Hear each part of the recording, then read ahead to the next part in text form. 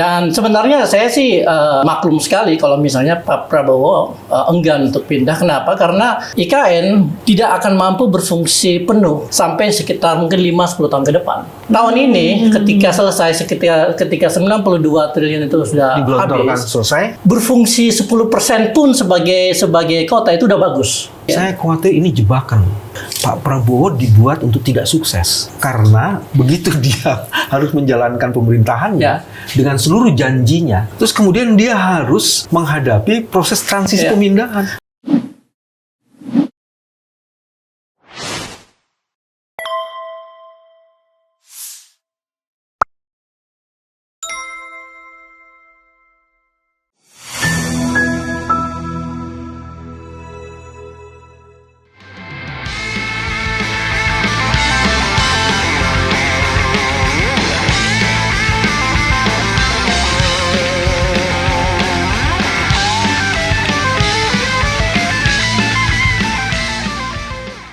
Dan dengan tamu kita yaitu Zulfikar Amir. Ini namanya Zulfikar ini ya Pak, ini dia bukan Sul. Zulfikar Amir. Zulfikar, bukan Zulfikar. Bukan Soalnya Bandung Tea. Kalau Sumatera Barat baru Zulfikar, ini Zulfikar. Beliau ini ahli sosiologi dari perkotaan ya. Saya sosiolog perkotaan. Ya. Masya Allah. Jadi sudah memetakan ya gimana DKI ini ya. Betul. Ya. Jadi kalau saya masih selalu DKI. Oh iya. Ya, karena kata Bung Refli Harun, kepresnya belum turun. Oh. Iya, dan belum DKJ. Belum DKJ. Masih ya, bagaimanapun ini kan ibu kota. Betul. Namanya ibu kota itu kalau masih hidup kita jangan nikah ibu tiri dulu ya kan. Gitu. Saya mau bilang begini, Bang Yusuf. Kenapa session ini menjadi sangat menarik? Karena Zulfikar ini adalah pengajar tetap di School of Social Science Nanyang Technological University. Khususnya di bidang Science, Teknologi, dan Society. Siapa nih? Beliau. Waduh. Dan beliau profesor, cuy. Profesor. Jangan lihat mukanya muda. Iya. Kalau yang ini jelas provokator gitu. Kalau ini profesor. Sampai sekarang masih aktif ya? Masih ngajar Pak di Singapura ya. Di Singapura. Ya. Masya Allah. Ya. Sebelum ngomongin soal peta tantangan Jakarta, kita spill dulu soal Zulfikar ini adalah seorang yang mengamati IKN. Oh. Mengamati IKN. Tapi perdebatannya kita tidak lagi memperdebatkan lebih baik membangun 14 atau 40 kota lain dengan dana seperti yang ada di IKN. Karena itu akan justru membangun pertumbuhan dan pemerataan jauh lebih cepat. Tidak itu. Tapi apa yang terjadi pada IKN pada hari ini?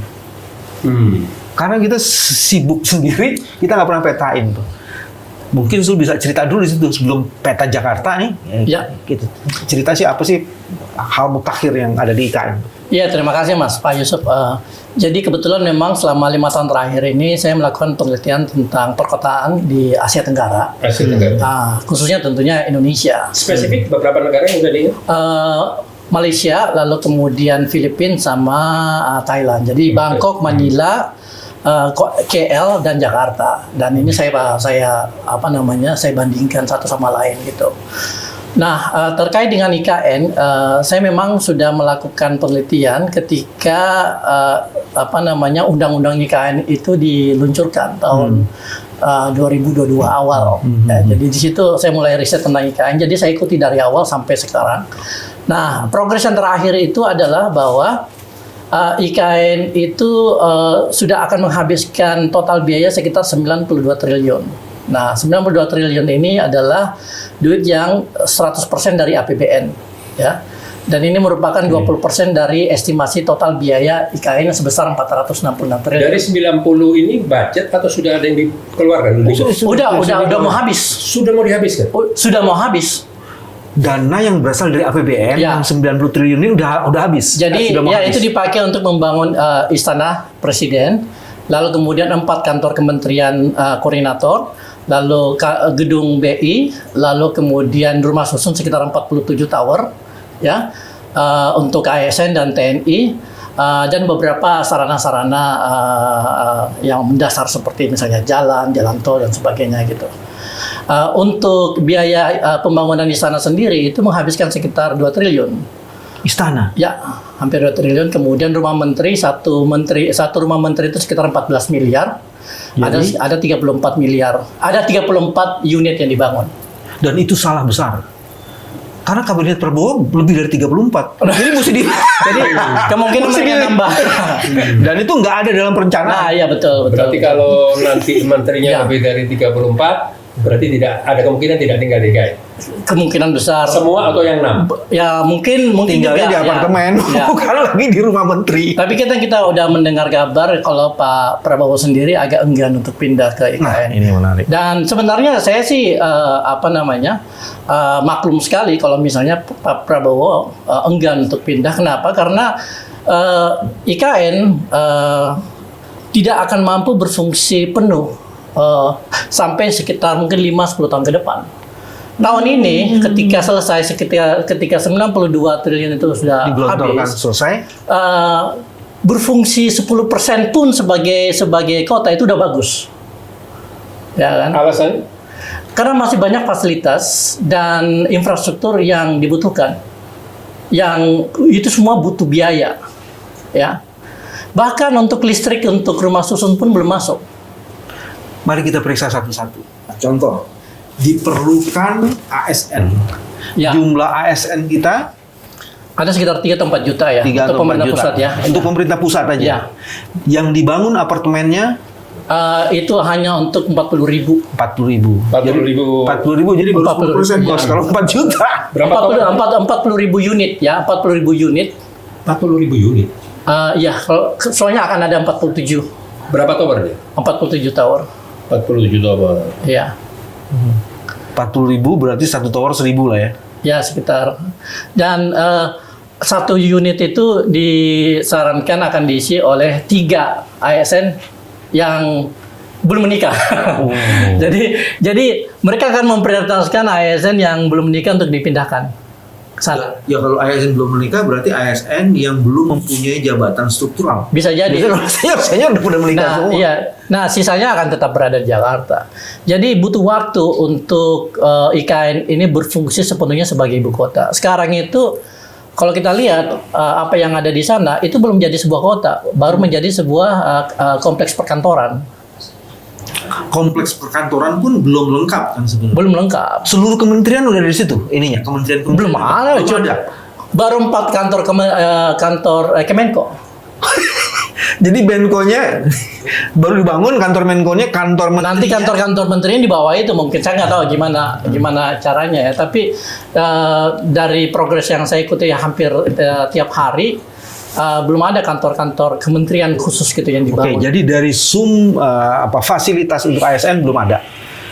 Belum memadai. Fasilitas untuk perkantoran itu belum memungkinkan, Betul. belum memadai. Terus katanya Agustus ini mau bikin proklamasi di sana. Nah itu kan tadinya Pak Jokowi Kemerdekaan. bilang merencanakan untuk pindah bulan Juli, ya kan? Dan harapan dia ketika dia pindah, ASN juga pada pindah. Kan nggak mau lah dia tinggal sendiri gitu. Nah, tapi rumah susun untuk ASN belum selesai. Jadi, Jadi ditunda. ASN itu akan dipindahkan bulan September. oke. Nah, kan butuh orang untuk menghadiri upacara. Jadi kemungkinan ada ratusan atau mungkin ribuan ASN dari Jakarta itu akan diterbangkan ke Balikpapan lalu kemudian nginap di hotel-hotel untuk mengikuti upacara tanggal 17 Agustus 2024. Tapi kan dalam sejarah 17 Agustusan yang datang ke sana cuma para menteri, pejabat-pejabat, bukan ASN. ASN itu di kantornya masing-masing, Bos. Iya, tapi kan butuh orang lah, butuh semacam. Karena dia mau bikin teater ya. Oh iya, karena lapangan upacaranya itu udah desain cukup mewah gitu. Gitu. Jadi ini lapangan upacara, ini istana presiden, kantornya di atas yang bentuknya kayak burung Garuda itu. Ini yang dikejar sekarang untuk segera diselesaikan. Dia mau tampilan lah yang akan dikejar. Ya, ini ada ya. Jadi dia mau menciptakan satu momen bahwa inilah puncak keberhasilan Jokowi sebagai seorang pemimpin Indonesia selama 10 tahun. Poinnya cuma ini. Ya. Tampilan jadi, cuma Ya. tampilan Oh, doang.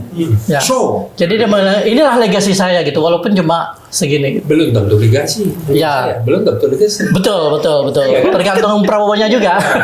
Cuman hawa nafsu saja, semua yang sudah direncanakan harus dilaksanakan sebelum dia lengser dan longsor. Betul. Itu kalau menurut bacaan saya. Ya. Sekarang kita mencoba nih Ya. memisahkan antara pemindahan ibu kota dengan ada aktivitas pembangunan di sana.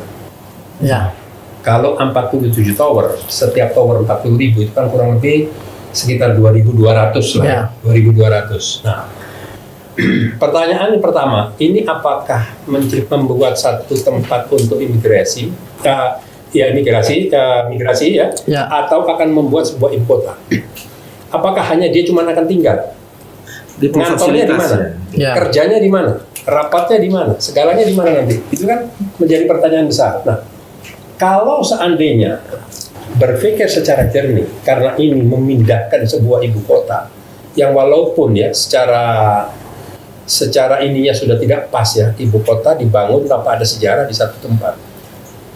Kenapa sih kalau seandainya ini dibangun dengan timeline yang benar, jangka waktu yang benar, Ya. dan semuanya bisa terselesaikan? Jadi, pada satu kesempatan ini mau kasih bocoran, bukan bocoran halus nih. Saya ngobrol dengan Menteri PUPR. Kan beliau nih yang paling Betul, ambisi, yang betul, paling betul. yakin bisa gitu kan. Nah, di situ saya ngobrol, saya tanya, bahkan dia menyampaikan bahwa 17 Agustus upacara kenegaraan nanti akan di IKN. Dan saya orang pertama menteri yang akan tinggal di IKN. Wah, saya bilang, Keren. kalau soal tinggal gampang Mas, saya bilang. Tapi pertanyaan tinggal sampai di sana itu untuk apa? Kalau Zul tadi bilang, Ya.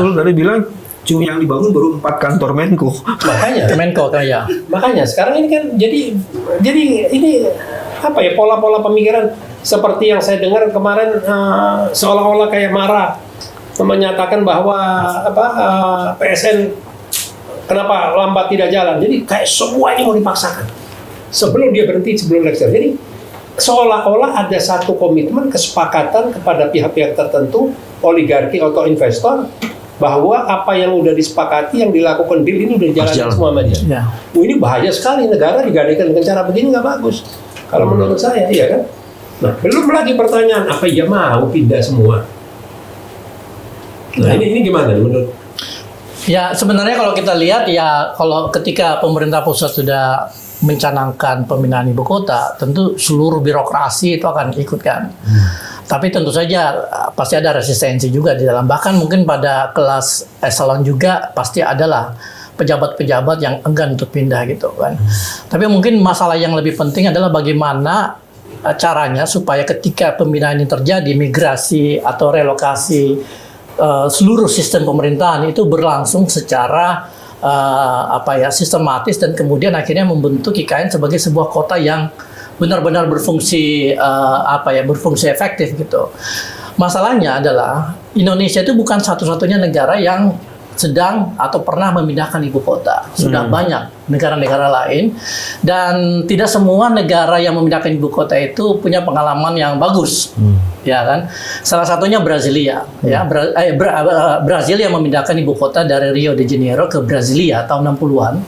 Dan sama seperti Pak Jokowi, Presiden Kubicek pada saat itu menggunakan argumen bahwa ibu kota perlu dipindahkan supaya terjadi pemerataan dan sebagainya, lalu kemudian kita pindahkan ke tengah hutan, ya. Ini tahun berapa tuh, Sul? Itu tahun 60-an. Mas. Jadi argumennya Pak Jokowi sebenarnya old fashion. Tahun 60-an udah dipakai kan? Udah usang. Udah sangat usang gitu, ya kan? Terus? Nah, bedanya Presiden Kubicek di Brasil pada saat itu dengan Jokowi itu cuma satu. Pak Kubicek itu tidak mendorong anaknya jadi wakil presiden gitu. Jadi Mesir katanya contoh bagus juga. Mesir itu sekarang sedang menyelesaikan pembangunan kota baru, tapi mereka tidak sebut sebagai itu ibu kota, New Administrative City. Itu jaraknya 50 km dari Kairo, ya. Dan tadinya biaya pembangunannya itu cuma sekitar 30 miliar US dollar. Jadi sekitar 300-400 triliun gitu. Membengkak naik 40, membengkak naik 50, sekarang sampai 58 miliar US dollar. Jadi sekitar 800 triliun. Dan itu belum selesai. Belum selesai. Tapi mereka masih mending, kenapa? Karena mereka mendapatkan investasi dari Cina. Ya kan? Sementara IKN itu sampai sekarang belum ada investasi skala besar gitu dari negara-negara lain gitu. Jadi Mesir ini masih beruntung. Cuma kemudian tetap mereka kekurangan duit dan akhirnya Jenderal Sisi itu menaikkan pajak dan akhirnya menyusahkan seluruh warga Mesir. Gitu. Itu tadi di awal pernyataan sebelum kita pindah ke Jakarta, Zulfikar mengatakan Pak Prabowo agak enggan. Dari mana indikator agak enggan? Sebenarnya kan ini udah ada berita ya beredar lah ya dari berbagai sumber gitu. Tapi menurut saya masuk akal kalau dia agak enggan karena dia ingin supaya kabinetnya itu bekerja benar-benar efektif gitu, ya kan? Sementara kalau misalnya pemerintahannya itu harus dipindahkan pelan-pelan ke IKN, dia akan kehilangan konsentrasi. Kehilangan konsentrasi minimal 2 tahun, kabinetnya bukan bekerja malah. Betul. Tata barang pindah. Nah, belum lagi kita bicara sumber daya. Itu ongkosnya akan jauh lebih mahal karena ada yang sudah pindah, ada yang belum dan mereka harus koordinasi. Lalu kemudian akan ada orang yang harus pulang pergi Jakarta, IKN dan sebagainya gitu. Ya, jadi sangat tidak efisien. Saya khawatir ini jebakan. Pak Prabowo dibuat untuk tidak sukses karena begitu dia harus menjalankan pemerintahannya dengan seluruh janjinya. Terus kemudian dia harus menghadapi proses transisi pemindahan. Makanya menurut saya masuk akal kalau kita dengar kabar bahwa dia ingin Gibran yang pindah ke sana sebentar dia datang di Jakarta gitu. Cerdas. Ya kan? Dan keluarganya. Gitu. Jadi Gibran aja di sana IKN dan lagian kan legasi dari bapaknya juga kan. Jadi ya biarin aja dia ngurus IKN gitu, Gibran ngurus IKN. Pak Prabowo konsentrasi Jakarta berurusan sama makan siang gratis, kemudian hilirisasi dan sebagainya gitu. Karena fasilitas yang ada di IKN itu masih sangat terbatas gitu. Bukannya Gibran harus mengurus Jakarta dan kota-kota di sekitarnya melalui undang-undang daerah khusus Jakarta? Enggak. Mau jadi pembina. Kalau kita baca di undang RUU DKJ ya kan, nanti Dewan Aglomerasi itu akan dipimpin oleh seseorang yang ditunjuk oleh presiden. Dan itu bukannya wakil presiden? Bukan. Nah, nggak spesifik bilang Pak belum. Jadi kita tinggal tunggu Pak Prabowo mau nunggu siapa. Ya kan. Jadi kalau Mas Gibran sudah ditunjuk ke IKN, nggak mungkin juga ditunjuk yang DKJ. Iya. Gitu. Iya. Biar kita nggak setiap hari kan Gibran. Iya. Tapi sebenarnya kalau saya lihat ya, undang-undang DKJ ini punya impact yang luar biasa sebenarnya terhadap Jakarta. Nah, kalau gitu kita balik ke Jakarta. Kita balik ke Jakarta. Apa tantangan Jakarta? Bicara IKN. IKN masa lalu. Masih masa lalu. Masa lalu dan masa yang akan datang yang nggak ada lagi kalau masa lalu nggak, Masya Allah. Mas Beo udah baca RUU DKJ? Belum. Pak Yusuf udah? Belum. Sepintas nggak banyak. Oke.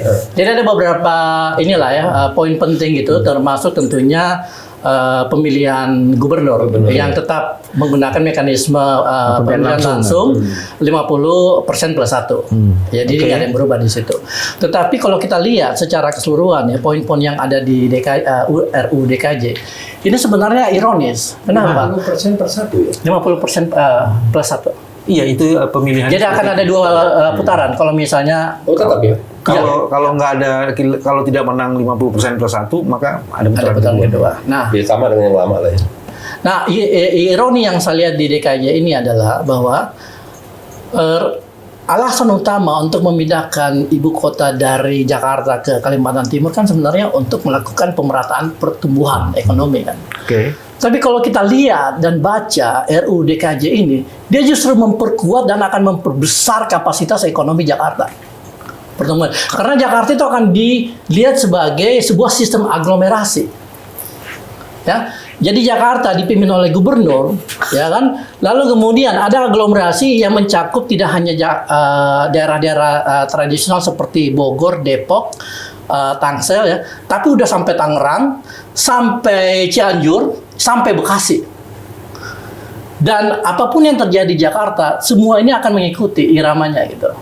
Dan itu sebenarnya pertama menjelaskan konsolidasi ide antara IKN dan DKJ nggak nyambung. Nggak nyambung. Memang nggak nyambung. Dan sekarang bingung-bingung sendiri. sana mau digedein, Benar. malah mengecil, sini Benar, mengecil, malah exactly. Jadi benar Pak Yusuf. Jadi di sana akan tetap kecil, di sini akan semakin membesar. Jakarta akan semakin membesar. Sekarang itu APBD Jakarta itu sekitar 80 triliun, ya kan? Kalau kita bandingkan 4 kota, ya, atau 5 kota di seluruh Asia Tenggara yang paling besar, Jakarta itu adalah kota yang paling kaya dari aspek PDB, GDP-nya ya, gross domestic product gitu. Kalau kita bandingkan Jakarta sama Bangkok, sama Manila, sama KL itu nggak ada apa-apanya. Mereka nggak ada apa-apanya, iya, Jakarta nggak ada apa-apanya. Jakarta yang paling besar ekonominya. Ya tentu yang paling besar kalau kita lihat dari segi kota sih Singapura. Tapi Singapura kan city state, jadi nggak bisa kita bandingkan gitu. Dan Jakarta yang paling kaya sebenarnya, paling gede ininya GDP-nya ya. Lalu kemudian dari budget tahunan, Bangkok itu setengah dari Jakarta. Bangkok cuma setengah dari Jakarta. Manila itu 1/4. KL itu masih di bawah Jakarta. Bentar, ini kan masih kepo saya. Balik ke ini. Katanya masa lalu. Tamu pejabat dari luar negeri. Ya. Kalau mau ada keperluan rapat dan lain sebagainya di ibu kota Indonesia, Ya. dia naik pesawat landingnya di mana? Ada satu bandara yang sedang dibangun, namanya Bandara VVIP. Untuk VVIP aja. Cuma VVIP aja. Tapi Sebenarnya bandara ini tidak ada dalam rencana awal, setahu saya, karena rencananya kan Pakai Balikpapan. master plan-nya itu adalah membuat. karena takut dengan pertanyaan saya. Kan lucu. Landingnya di Balikpapan, tapi bukan ibu kota, masuk ke gate seperti kawasan. Nah, karena memang awalnya itu master plan-nya adalah Tri-City. Tri-City itu konsep 3 kota, Samarinda, Balikpapan, Sebenarnya IKN. kalau mau, mendingan begitu. Balikpapan dijadikan nih, ganti nama menjadi ibu kota, jadi orang. Sebenarnya begitu, tapi diubah lagi gitu ya. Nah iya kan, tapi kemudian sepertinya Pak Jokowi itu capek naik kendaraan gitu dari Balikpapan ke IKN karena 2 jam kan lewat jalan. Iya. Kalau udah jalan tolnya udah jadi sekitar 40 menit. Ya, tapi kan capek juga kan. Ya udah, jadi dibuatin bandara kecil VVIP. Jadi very important. Very important person gitu. Yang kita ini nggak bisa mendarat di situ. Maksud lo Pak Yusuf nggak bisa jadi presiden? Tunggu dulu. Ya kan, jadi VVIP jadi bandara kecil. Jadi khusus untuk orang-orang tertentu aja gitu. Yang sebenarnya nggak punya efek ekonomi karena yang membuat satu kota itu tumbuh secara ekonomi kan ketika ada bandara yang bisa dipakai oleh semua orang kan. Nah, udah bisa balik Jakarta lagi belum? Pasca kita pindahkan, kita ini kan memindahkan sekarang. Kita pindahkan semua pemerintahan dan termasuk ASN-nya di sana. Ya. Kira-kira apa nih nanti? Ini yang dimaksud Mas Dewi ini, DKI ini. Iya, Kan tadi DKI akan membesar, akan menjadi pusat ekonomi dengan lebih besar lagi. Betul. Nah itu kan akan punya pengaruh tuh kan Ya. pada semua persiapan. Sementara ini yang pusat mau dipindah ke sono. Ya. Ini kan terjadi kayak 2 gelombang kejut yang saling bertabrakan. Gitu. Ya, dan yang akan mempercepat pertumbuhan ekonomi Jakarta itu adalah perubahan yang sudah terjadi selama 5 tahun terakhir ketika Pak Anies memulai memimpin 2017. Apa misalnya apa? Jadi kebetulan ini bagian dari proyek penelitian saya juga ya. Jadi saya melihat politik urban di Jakarta seperti apa. Lalu kemudian apa. Mau diceritain bagusnya aja, ada bagus dan jelek ya? Terserah, kalau mau jeleknya juga boleh, yang bagusnya juga boleh gitu. Yang seutuhnya lah. Ya, saya kan akademisi mungkin gitu. yang bagus diceritain, yang jelek bukan kejelekan, mungkin Kekurangan atau belum sempat dikerjakan. Oh iya, nah tantangan ke depan. Ya, Atau yang baru kan. Betul. Tapi juga kita harus ngelihat secara lebih luas. Jadi bukan hanya kepemimpinan Pak Anies, tapi juga kepemimpinan sebelumnya kan. Karena kalau saya perhatikan, ya dalam analisa saya, Jakarta itu mulai mengalami pertumbuhan sejak eranya Bang Yos sebenarnya. Bang Yos yang memulai. Betul. Jadi momentumnya dari situ ketika dia mengambil keputusan untuk membangun Transjakarta busway. Lalu kemudian pelan-pelan terjadi perbaikan. Ya kan, ketika Foke masuk sebagai gubernur, ya sebenarnya lepas dari segala keburukan yang dicaci maki oleh orang-orang Jakarta, sebenarnya ada juga kontribusi Pak Foke di dalam perbaikan Jakarta. Khususnya pembangunan MRT karena dia memulai sebenarnya. Oke. Ya, perencananya dia memulai, ya kan? Dia yang melobi Semuanya, tapi yang gue ceritain itu public transportation ya. public transportation. Ini masalah utama di kota-kota besar di dunia gitu. Lalu kemudian Pak Jokowi masuk 2 tahun, ya walaupun waktunya pendek, adalah kerjaannya, ada yang dilakukan. Untuk gorong-gorong. Betul, seperti betul. Lalu kemudian Bawa mobil. Bawa SMK, Lalu kemudian Pak Basuki masuk, ya ada kontribusinya juga. Tetapi perubahan yang signifikan menurut saya yang dilakukan secara fundamental itu ketika Pak Anies masuk. Terus terang ketika Pak Anies terpilih jadi gubernur, saya tuh agak skeptis. Ya, saya kenal Pak Anies sudah lama gitu. Tapi saya belum melihat kredensial beliau di masalah tata kelola urban.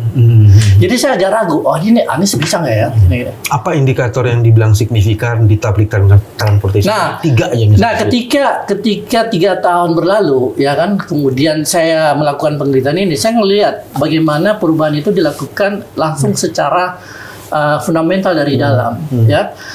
Dan ada sebenarnya beberapa sektor yang diperbaiki oleh Pak Anies, tetapi beliau itu datang membawa sebuah visi dan sebuah metode tata kelola yang berbeda.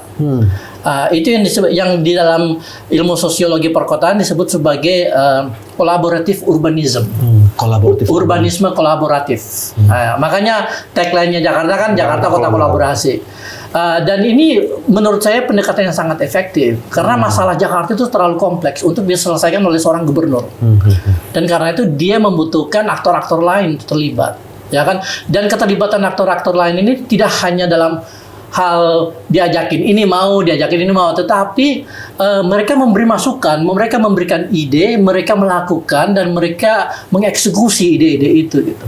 Dan Pemprov Jakarta itu menjadi fasilitator dan memberi fasilitas finansial dan fasilitas sumber daya manusia untuk mengerjakan itu. Dan akhirnya kita lihat ada beberapa perubahan yang benar-benar bisa nggak dilihat dikasih contoh kolaboratifnya itu di mana ya? Salah satunya itu Jaklingko.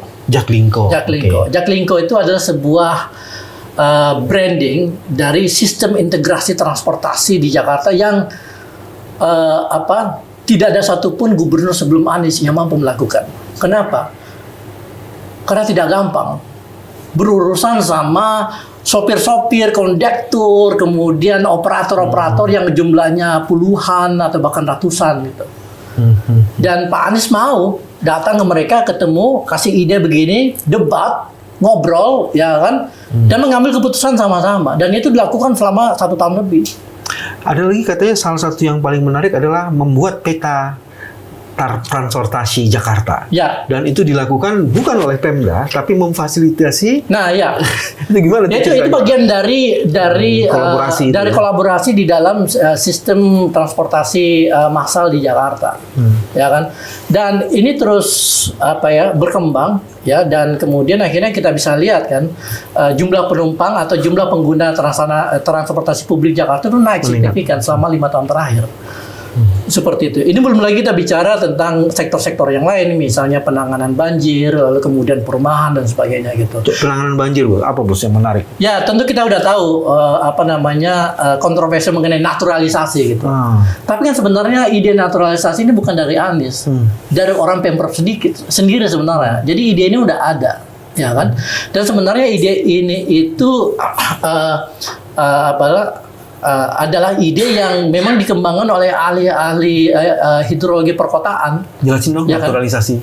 Kan? Jadi naturalisasi basically melihat bahwa air yang datang, yang jatuh, itu harus ditangkap, harus dipertahankan selama mungkin di dalam tanah supaya bisa kita manfaatkan. Gitu. Nah itu resapan, basically. Ya, itu yang kemudian disebut sebagai istilah sponge city. Kota kalau sponge itu busa gitu ya. Seperti itu, dia menyerap gitu. Dan ini sebenarnya ada kaitannya sama perubahan cuaca, perubahan iklim, lalu kemudian risiko banjir yang semakin tinggi dan sebagainya gitu. Jadi Pak Anies melihat bahwa ada satu pendekatan yang selama ini dianaktirikan karena paradigma perkotaan yang terlalu kaku, ya, yang kemudian akhirnya dia beri kesempatan dan prioritas untuk dijalankan gitu. Dan dia kemudian menjadi orang paling depan untuk menarasikan ini gitu. Dan dia siap dicaci maki. Padahal sebenarnya yang punya ide itu ya orang-orang Pemprov sendiri gitu.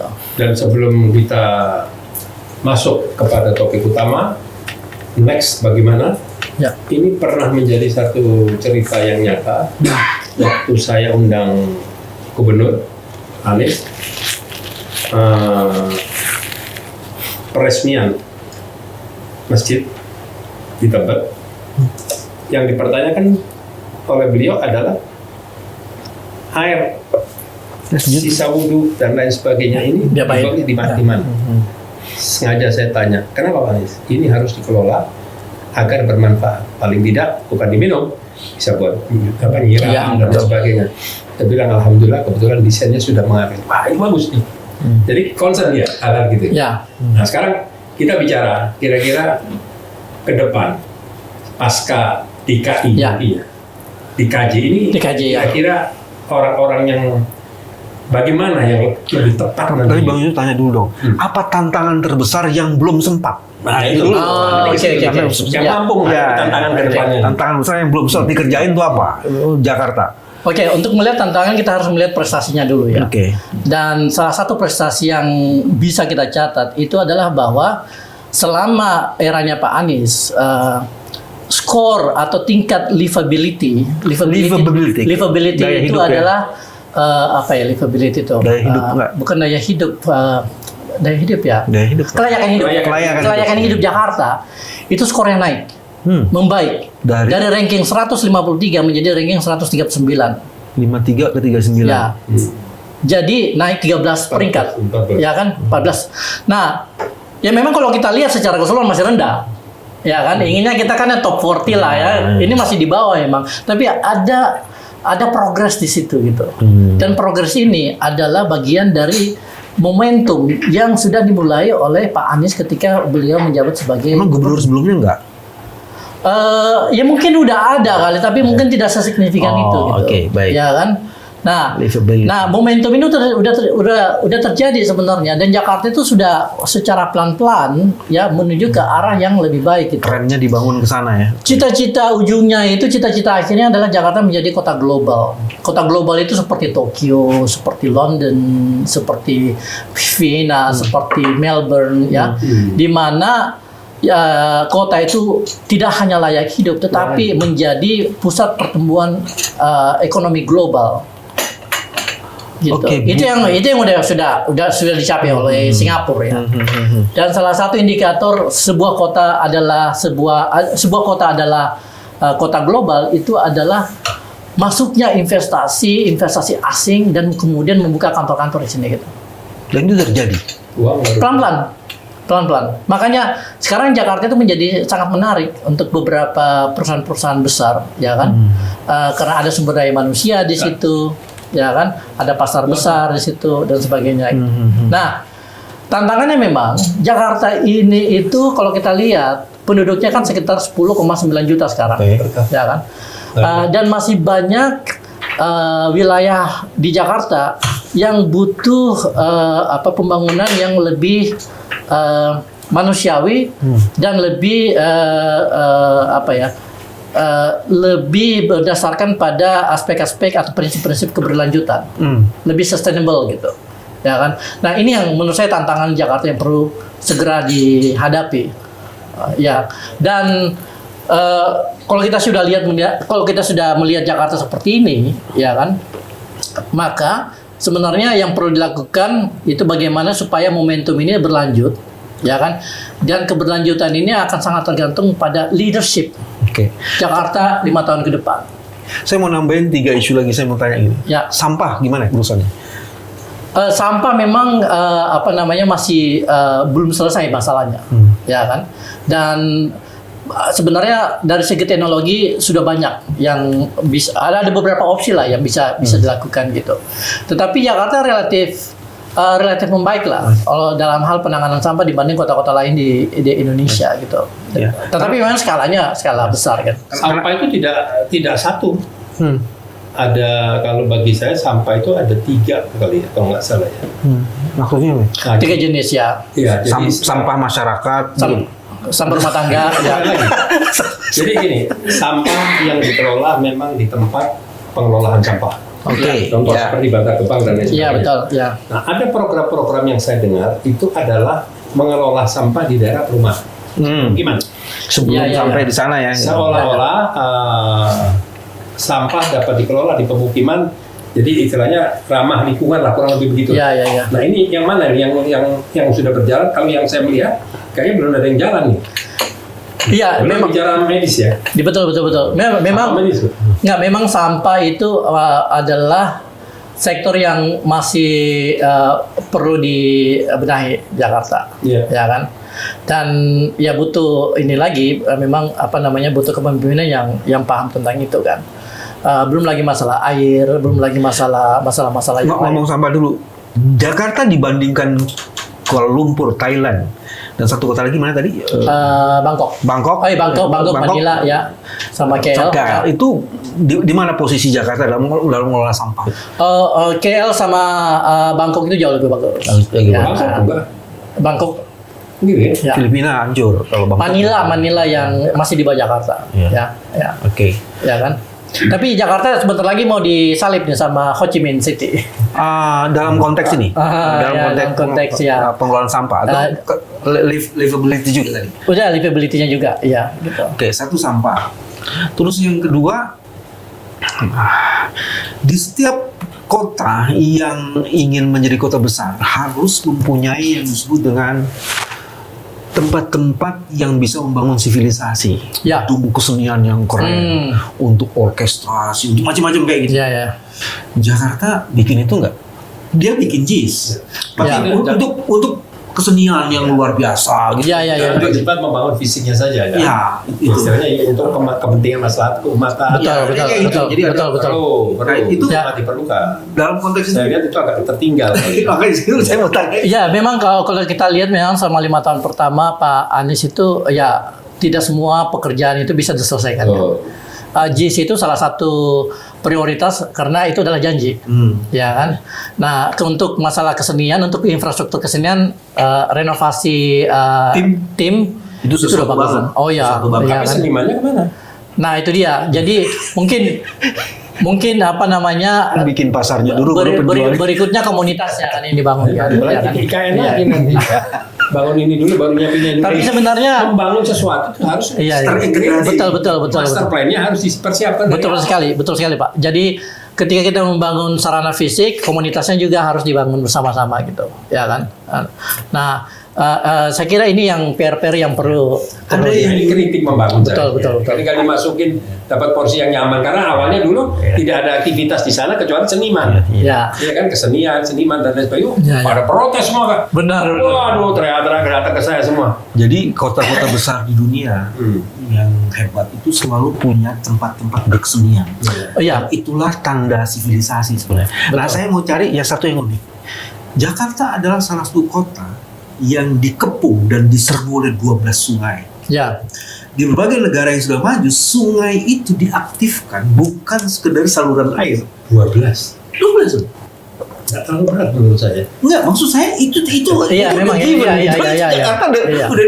Nah, sekarang pertanyaannya adalah bagaimana mengoptimalisasi satu kota yang dikepung oleh 12 sungai yang seharusnya itu bisa jadi sesuatu, bukan sekedar Ya, tempat buang sampah. ini atau ini yang sebenarnya diadres di RUU DKJ. Jadi dia masuk jadi bagian dari sistem aglomerasi di mana Jakarta itu akan mampu melakukan intervensi, ya kan, pengelolaan sumber daya air di luar wilayahnya karena difasilitasi oleh platform aglomerasi itu gitu. Ya, karena selama ini Bang Yusuf problemnya mau menanganin air di Jakarta, problemnya itu Di Bogor. Betul. Jadi mau intervensi Bogor nggak bisa ya, gitu. betul. Jadi aglomerasi nanti yang akan memfasilitasi. Nah, sekarang itu. kan pertanyaan lanjutannya, dengan konsep kota global di dunia ini Ya. dan konsep aglomerasi ini, itu tantangan kan jadi tambah banyak terus. Betul. Apa 5 tantangan signifikan yang harus dihadapi oleh Jakarta ke depan? Waduh, banyak banget 5. Oh, ini 3 aja. Pertama tentu hal yang paling mendasar itu tantangan lingkungan. Lingkungan, ya. Jadi kalau kita lihat memang livability index naik, tetapi masih jauh untuk mencapai kelas menengah seperti kota-kota di Asia lah ya. Kalau kita bisa seperti Bangkok itu udah bagus. Ya kan, Bangkok atau Manila, not Manila, atau KL gitu, ya syukur-syukur bisa seperti Taipei misalnya, ya kan, atau Seoul gitu. Oh itu udah bagus loh. Nah tantangan lingkungan ini tidak gampang karena penduduk di Jakarta itu 10,9 juta. Dan mendiami daerah-daerah yang tingkat kepadatannya salah satu paling tinggi di dunia. Jadi tidak gampang. Jadi ketika kita mengurus masalah lingkungan, kita harus berhadapan dengan masalah sosial, kesejahteraan masyarakat, pendidikannya, income-nya, ya penghasilannya dan sebagainya gitu. Itu semua harus ditangani dalam satu paket. Tidak bisa terpisah-pisah. Kita bilang, oh kita mau bangun kita mau bereskan masalah sungai sini, tapi Anda tapi masyarakat tidak dilibatkan atau tidak diberi perhatian gitu. Akhirnya ya mereka cuma digusur aja gitu. Tidak bisa seperti itu. Jadi masalah lingkungan dan masalah sosial ini satu paket dan butuh leadership yang mampu menangani dua hal ini secara bersamaan. Bukan hanya mampu, dia punya visi. Dia punya, betul. Dan langsung mau melakukan eksekusi, itu penting. Jadi, betul. Ini saya yakin lah Prof sudah mengkaji dan sudah tahu persisnya. Tapi ada hal-hal yang tidak terangkat ke permukaan, seperti limbah medis. Limbah medis itu lebih berbahaya daripada limbah rumah atau pabrik. Betul. Kenapa saya nyatakan begitu? Yang menjadi limbah medis itu, ya, dari mulai perban, gunting, jarum suntik, infus, alas tempat tidur dan sebagainya, sampai organ-organnya betul. dipotong dan dioperasi. Dan itu kalau dibuang berarti apa yang terjadi? Nah itu yang harus dikelola. Itu pernah saya sampaikan karena saya sampaikan saat itu kepada Pak Anies bahwa di DKI itu ada 327 rumah sakit dan poliklinik. Betul. Itu kemana? Ternyata setelah saya mencari tahu, urusan limbah medis ini dikelola oleh satu orang konglomerat bagian sampah yang menguasai seluruh Indonesia. Dia punya 5, 6, 7 perusahaan. Jadi dari manapun yang setahu saya itu dikirimnya ke Jakarta. Jadi Jakarta adalah tempat pembuangan sampah medis terbesar di Indonesia. Dan saya bertemu dengan beberapa rumah sakit di Jawa Timur yang tidak terpikirkan.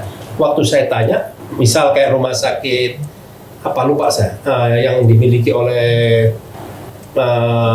Hairul Tanjung, saya ketemu dengan Pak Nur, saya tanya, dia kaget, dia telepon langsung ke Surabaya, ke manajer situ. Oh iya Pak, itu diangkat seminggu sekali, coba bayangin. Diangkat seminggu sekali, itu sudah tidak boleh. Minimal 2 kali, 1 kali 24 jam harus diangkat. Nah, dibawa kemana? Wah, kami nggak tahu. Cuma per kilo sekian. Ada yang sampai 50.000 per kilo. Kalau dibuang di sungai selesai gitu. Itulah makanya saat itu saya bilang, yang namanya limbah medis itu sebaiknya tidak dikelola dengan model insinerator. Kalau insinerator itu kan pembakaran, tetap punya dampak polusi. Betul. Ada yang namanya autoclave. Autoclave itu pakai mesin. Mirip mesin fotokopi, tergantung ukuran. Yang berapa ton, berapa dan sebagainya. Nanti keluarnya seperti biji-biji plastik kering. Dipadatkan ya? Dipadatkan. Jadi pelet gitu. Itu belum jalan. Nah ini menjadi tantangan yang baru. Jadi pengelola limbah. Saya mau nambahin satu lagi isu mengenai Jakarta itu adalah salah satu kota di mana terjadi penurunan muka tanah. Oke. Nah mungkin banyak orang yang nggak paham mengenai data terakhir bahwa sebenarnya penurunan permukaan tanah Jakarta itu udah berhenti di beberapa tempat. Udah berhenti? Ya, udah berhenti. Ada yang melambat, ada yang berhenti. Ya kan? Gitu. Itu bukan karena ada ini ya? Kemarin ada bikin ada moratorium ini kan untuk penggunaan air tanah. Iya. Nah itu yang saya mau lanjutin di situ. Iya. Air bersih bagi warga Jakarta itu problem, Bang. Terutama untuk orang miskin. Betul. Memang kalau kita lihat piping rate di Jakarta itu kan masih sekitar 47%. Artinya 47% penduduk Jakarta yang punya akses ke pump. Ya kan, sisanya itu air tanah atau mereka beli dan sebagainya.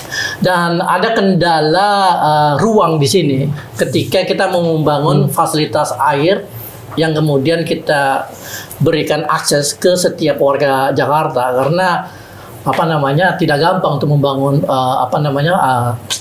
jaringan pipanya gitu. Belum lagi kita bicara tentang peran institusi, lalu kemudian ada peran perusahaan swasta di sini. Swastanisasi ya.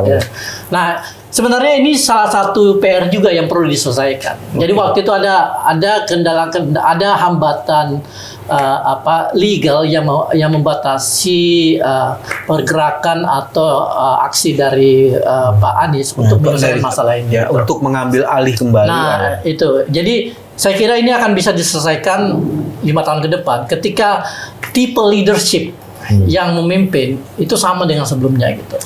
Tantangan yang lainnya dong sebelum kita ngomong soal leadership, apalagi Zul yang menarik di Jakarta yang perlu dibahas dari hasil penelitianmu itu di kota-kota? Oh ya, salah satu yang juga menarik itu masalah urban heat island. Urban Heat Island. Apa tuh Urban Heat Island? Urban Heat Island ini salah satu proyek penelitian yang saya kerjakan baru aja selesai. Jadi kita melihat kenaikan atau penumpukan hawa panas di Jakarta akibat ruang urban yang dibangun tanpa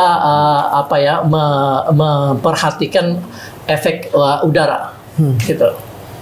Jadi Urban Heat Island ini beda sama perubahan iklim. Ya, karena ini kita bicara tentang microclimate ya. Jadi iklim mikro di mana ada beberapa tempat di Jakarta itu lebih panas dari tempat yang lain. Kenapa?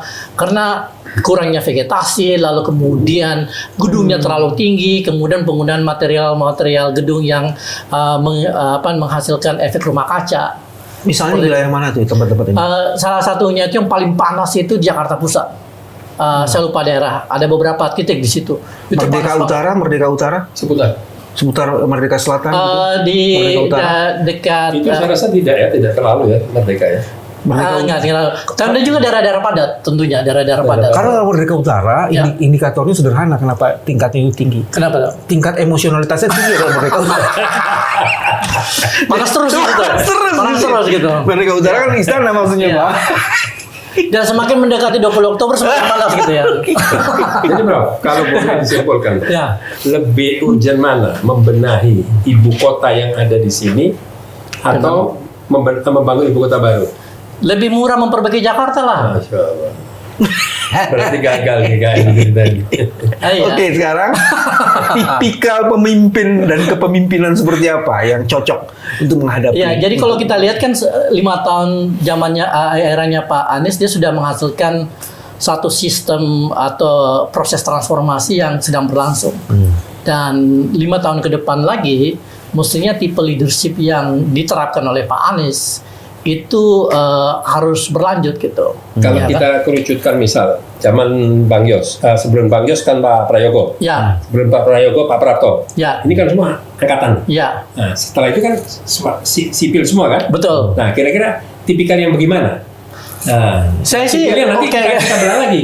Apakah orang akademisi atau kira-kira orang-orang yang orang birokrasi? Nah, itu penting tuh. Menurut saya sih agak sulit untuk membedakan tipe leadership dari background orang dia, apakah dia seorang militer atau seorang sipil, karena bisa saja ada orang sipil yang lebih tegas daripada orang militer gitu kan, atau misalnya orang militer lebih cerdas dibanding orang sipil gitu, bisa saja gitu. Jadi saya pikir tidak terlalu relevan, tapi yang bagaimana orang itu memiliki kompetensi, memiliki track record, dan juga memiliki visi tentang apa yang dia mau lakukan di Jakarta. Seperti itu gitu. Dan kalau saya lihat sih ya sebenarnya jawabannya simpel aja gitu. Apa yang sudah terjadi 5 tahun tinggal dilanjutkan dan kemudian proses dan mekanismenya itu ditingkatkan, diakselerasi gitu. Seperti itu gitu. Tapi kan tetap yang namanya leadership itu mampu mengkoordinasikan di jajarannya, setelah itu mempertimbangkan, mengambil satu kesimpulan melakukan eksekusi. Betul. Tidak ada sesuatu keputusan yang tidak Oh ada iya, risikonya. iya. Pasti kan gitu kan. Dan Contoh begini, ya. JIS ada masalah, katakan toh selesai.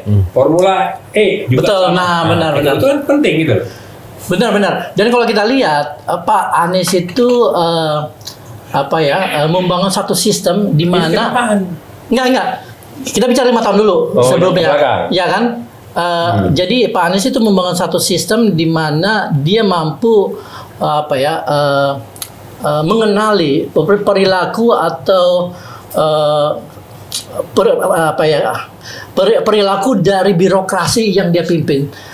Mas Pepe tahu berapa pegawai Pemprov DKI? Ditambah yang ininya di atas 100.000, ditambah 250.000. Itu birokrasi gila-gilaan. Tidak ada korporasi yang bisa sebesar itu di Indonesia.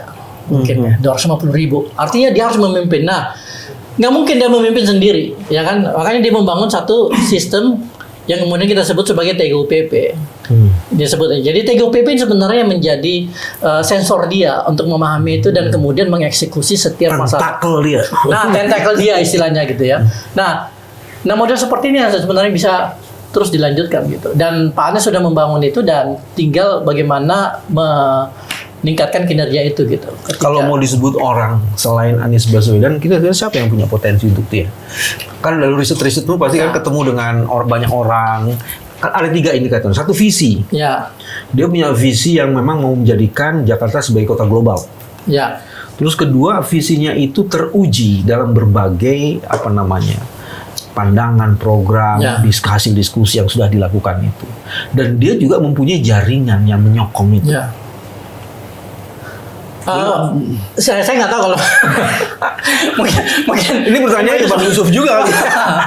Tapi kalau saya sendiri ya, kalau saya melihat apa yang terjadi 5 tahun sebelumnya dan kemudian bagaimana kita melanjutkan 5 tahun ke depan, yang kita lihat sekarang adalah bahwa Jakarta membutuhkan orang seperti Anies, dan artinya ya Aniesnya sendiri bisa jadi adalah sosok yang dibutuhkan oleh Jakarta 5 tahun ke depan gitu. Jadi sebenarnya itu. Jadi bukan Anies yang butuh Jakarta, tapi Jakarta yang butuh Anies supaya butuh Anies atau butuh sosok seperti Anies. Ya, beda lagi. Keren ini. Itu kan proses politik, itu pertanyaan politik. Dan makanya tadi saya mulai dengan kira-kira siapa lah. Karena ini untuk jawab lah. Ya.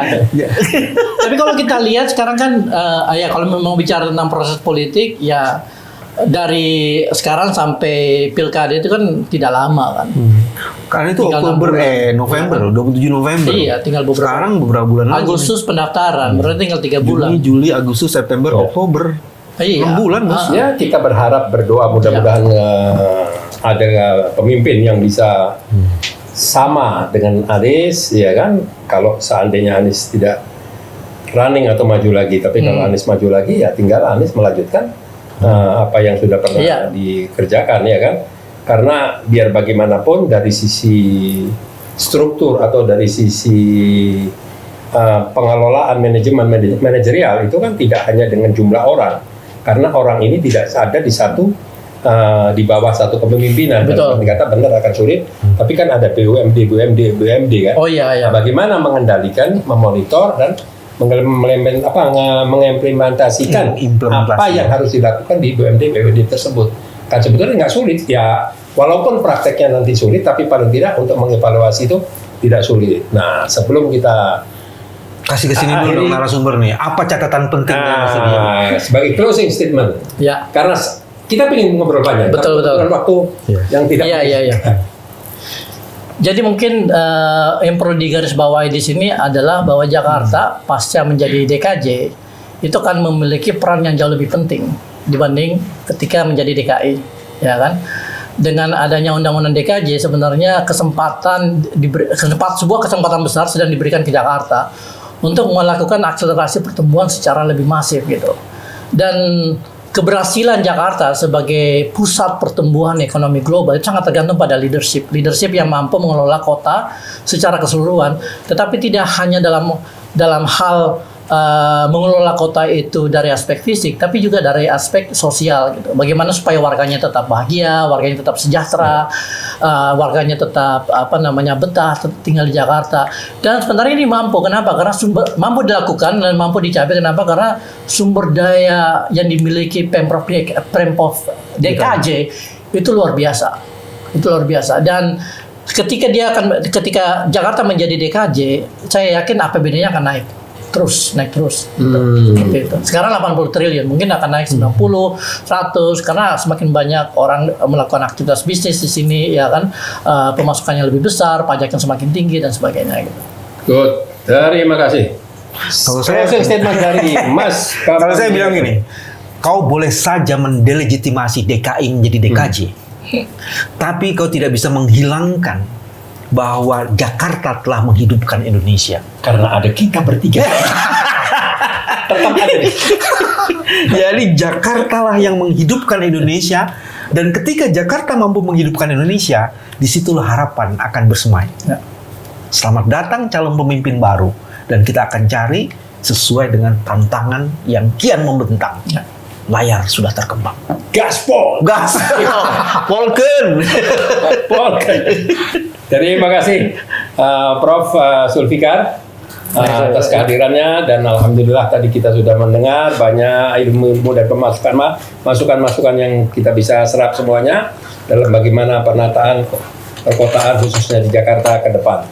Dan Mas Bambang Wijayanto yang cukup agresif mempertahankan orang betah di DKI daripada pindah ke IKN.